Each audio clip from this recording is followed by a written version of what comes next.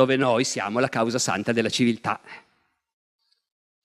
Leggere oggi è facile, lo so che è facile, la mentalità di allora era quella, e forse perfino ingeneroso prendere le distanze adesso, però bisogna farlo. Uno legge certi articoli dei giornalisti italiani al seguito delle truppe, di queste truppe che stanno via via respingendo gli austriaci e rioccupando i territori occupati. Scrive Guelfo Civinini sul Corriere della Sera: dove è stato l'austriaco è rimasto il suo tanfo e il suo sudiciume, e le strade per cui è fuggito sono seminate di elmetti, di armi, di cenci luridi, di mollettiere fangose, scioltesi nella fuga dai suoi stinchi pidocchiosi.